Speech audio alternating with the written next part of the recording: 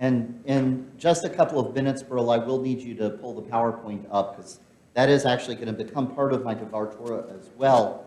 But I did want to make note before I do a couple of different things that when we did the reading of Shema, that you might have noticed that I took all four of the tzitzit of this talus and brought them together. Usually that was a ritual you would do more in the morning, because usually you're not wearing a talit at night unless you're leading services.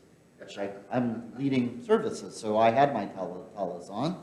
But tonight I did that for a special reason. This is actually my talit from Bar Mitzvah. This is my Bar Mitzvah talus that my parents got in Israel on one of their Israel trips. But by the time Anna was getting ready for Bat Mitzvah, the tzitzit were starting to wear away. I had had it for quite a while at that point. And so each of my children, I tied one of the tzitzit, and then each of my children tied another of my tzitzit. And some of you might be aware, this afternoon, I had the grand, apparently, adventure of driving Nathaniel up to Orlando. Adina drove down from Gainesville and met us at one of the service plazas on the turnpike, and I turned Nathaniel over into Adina's care. And so all three of our children have left the nest, at least for the weekend. And so as we were doing that, and as we say, let's teach it to our children, I wanted to have that memory of my children close by and send my blessings out to them, that I hope they have a truly wonderful weekend. How much trouble could two Bernholz kids cause in Gainesville in one weekend? One Bernholz kid is enough, but... Amen to that, River. So as you see me drawing my tzitzit together, I also want you to see the Torah portion. Can you all see that? Do you see how they're columns? You don't have to read it. No, don't worry about that. But can you see how they're really separate little columns? Okay? So this is Parshat Haazinu. This is towards the end of the Torah. We're getting very close to Simchat Torah. Not this Sunday, but a week from this Sunday, we're hoping that you will join us here as Cantor and I throw a big Simchat Torah party, and we're hoping that you will bring potluck rolled foods. You get to have fun with that definition. Something rolled. Pizza rolls, fruit roll-ups, taquitos. Have fun with it. But yes, Gage? Egg rolls. No pork, no shellfish. No pork, no shellfish, but it has to be rolled. So have fun with it, but join us, because we're going to finish Deuteronomy, and then we're going to roll right back over and start Genesis. We will read Torah, we will eat, we will sing, we will dance, probably not in that order. But tonight we're in Haazinu, and Haazinu is this last poem by Moses, this last Shirah, song from Moses, sending the people of Israel off as they are going forward. And it's fascinating because you get these two columns. And there is, Torah, when you get these ways, the Torah is scribed that you get form in the words. It's always significant, always special. And one has to wonder why you have those two separate columns. There, of course, it's a Jewish symbol, so there's all sorts of different responses and texts. One of them is, where does Moses get to cross the river? He doesn't.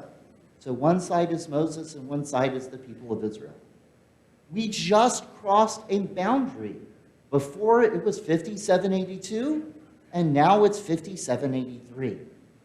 On one side, you have parts of your community, even here, as I wave to our Zoom crowd, some of our community is on Zoom. They're not here physically with us, and we're here, we are in the sanctuary, but we have to do that extra work, and they have to do that extra work of reaching across that chasm to connect with each other.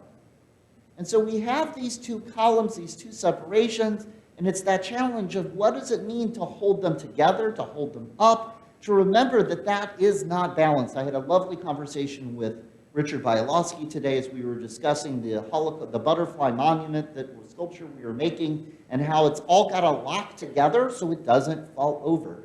And that's part of Haazinu. God's saying to the people of Israel, you are going across.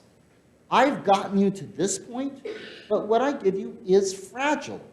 There's a lot here, and you can carry it, but you do have to take care of it. It's a beautiful, beautiful image of what do we do to hold up our side of the bargain. Now, the last piece, as you think about Haazinu and you think about these moments of transition, I want to give you one more piece. And this is a bit of a mystery, and Holden and Trudy are no longer here, are they? Okay. So, because Trudy and I... Passion fruit. Thank you, Mark Jaffe. I don't know where River Jaffe gets that instinct from. So, I think he learned it from his son. so, and Burl is this, yeah, thank you. So, Trudy and I are entering the office, and we see this on the ground. Now, we did not have a Mark Jaffe at that point, who then said, oh, it's a passion fruit. Now, here's part of it, is, yeah, we figured out, thank you, that it is a passion fruit. But Trudy wasn't eating passion fruit, and I wasn't eating passion fruit. We weren't leaving the passion fruit on the ground, so it must come from the vine. There are no passion fruit vines. So where were they coming from? The back of your parking lot does have passion vines. Fox, vagrants.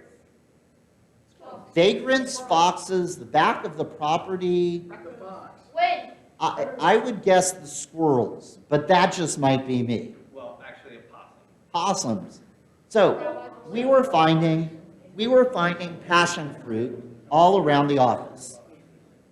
And when you find passion fruit, guess what happens? You start seeing vines come up. And this is a passion vine that we found over by the sprinkler pump. And I was just happened to be walking out of the social hall, and I looked down, and there's a vine coming out of the ground. And I even pointed it out to Sean, our yard person, and I said, let's grab it, so it is now in a pot. Okay? It is a passion vine. That is a passion vine. Right. Well, there are those flowers or leaves on top of those leaves. Okay. We just had Yom Kippur. I'm not going to make up fibs that quickly. Okay, so this is on this vine sukkah, and this is what happens as it germinates and it starts growing. You get these beautiful, beautiful leaves, and then eventually you get gorgeous flowers. Okay? So this is in my yard on our fence, because what happened was some of the ones we saw them coming up by the office, and so I transplanted them. I have them at my house, and now we have fruit that is at our house. And so this is one that I brought from my house. And what did I do? I took the seeds and I planted them by the vine sukkah. And do you see what's coming up? Oh, right there? What animals eat those seeds around? Right here. What is- animals eat those fruits around here? Possums, raccoons, squirrels. Okay, probably not foxes. The foxes eat the possums, the squirrels, and the raccoons. They get the green up, they will. The circle of life. Okay. Passion fruits eat the foxes. So, think about that for a moment. Trudy and I saw the fruit that wasn't from our campus, and it brought its seeds here and started to grow, and we were able to take it, and we have extended and moved it to other places, and we take one piece of it and add it. What's going to happen as that vine grows? What does it do to the structure of the sukkah?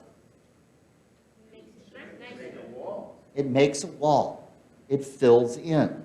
Think about the vision of Haazinu, or the image of the Haazinu. You've got the two walls there, and here with this passion vine, that some malach, some angel, some messenger dropped on our doorstep.